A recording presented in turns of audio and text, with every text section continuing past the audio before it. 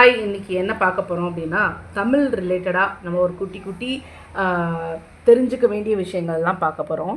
இது வந்து யூஸ்ஃபுல்லாக இருக்கும் கிட்ஸுக்கு, ஸ்கூலில் படிக்கிறவங்களுக்கு எல்லாருக்குமே. ஸோ இப்போ என்ன இன்னைக்கு பார்க்க போகிறோன்னா, எந்த ஒரு வேர்டு த வந்து இருக்கோ அதுக்கு முன்னாடி இன் அப்படின்னு ஒரு சவுண்டு வந்ததுன்னா என்ன இன் யூஸ் பண்ணணும் விஸ்வஜித்? நண்டுக்கு வரையும். Very good. ஸோ இந்த இன் தான் வரும். ஸோ பெரும்பாலும் இந்த மாதிரி தான் இருக்கும். ஸோ எங்கெல்லாம் தாவரிசை இருக்கோ அங்கெல்லாம் இன் வந்ததுன்னா இந்த இன்னு தான் வரும். ஓகேயா? ஸோ இப்போ அதுக்கு ஒரு எக்ஸாம்பிள் பார்க்கலாமா? பந்தயம்.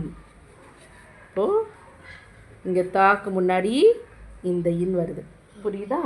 அடுத்தது நடந்து, ந ட என்ன வரும்? இன்.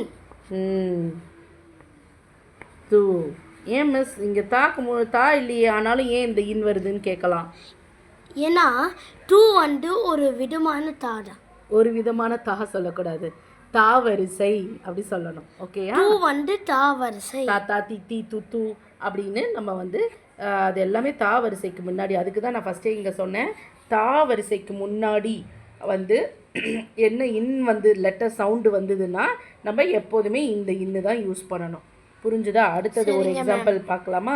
சிந்திக்க, சி இன் தி. ஸோ இதுவும் தாவரிசை, ஆனால் இந்த இன்னு தான் வரும்.